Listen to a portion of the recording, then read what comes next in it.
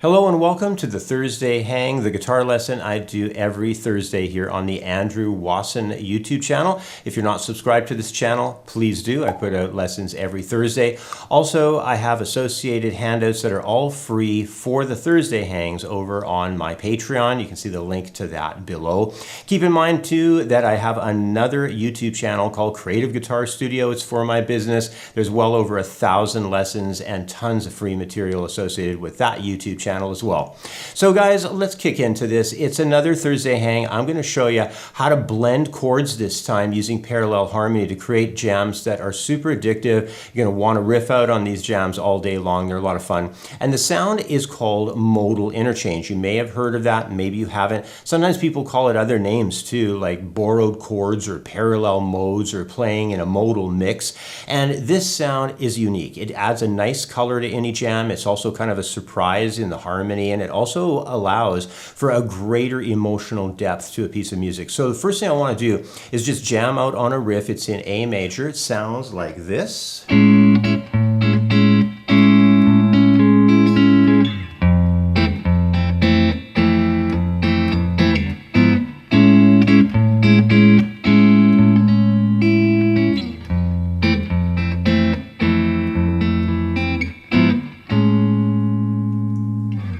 So you can tell it's kind of a unique sound. You know, part of it sounds really kind of uplifting and happy, and then it gets a bit dark and moody in there too.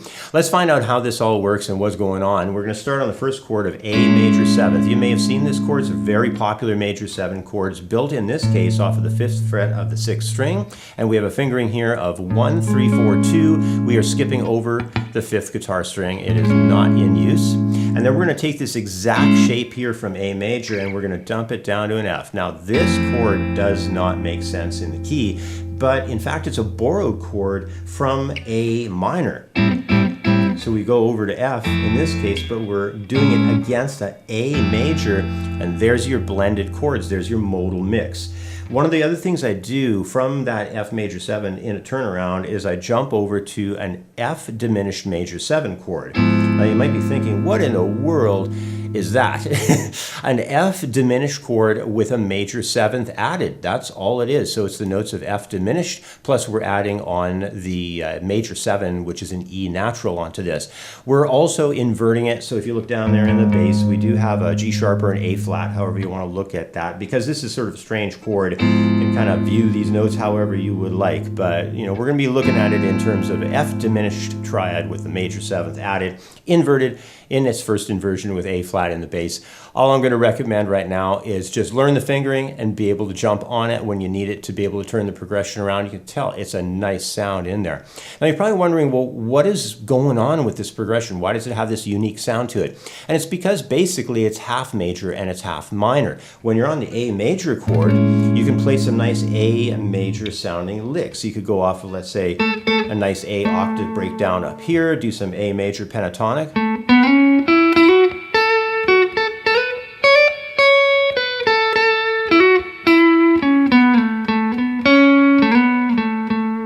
Then, when you switch over to that F major 7, and even the chord that ties it back together, that F diminished with the major 7 in it, you can jump over to sounds of A minor now.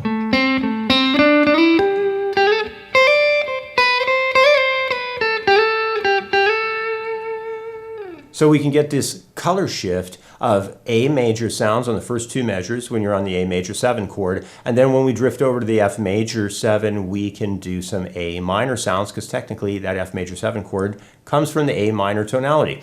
Now it's still the same root, it's A root, so we're still focusing on an A. You would basically consider this like an A major jam, and that chord that shows up that's outside the F major 7 there, that chord is just a borrowed chord, and we have to highlight it in the appropriate way. And the appropriate way for us would be A minor sounds in the scale department. So what I'm going to do is just do a little bit of jamming on this and let you understand and hear how these scales can be applied when that shift takes place. So I've got this jam loop. You can pick this up off my Patreon, so definitely go over there and grab this. And we're going to do a little bit of improvisation to hear how these sounds come together.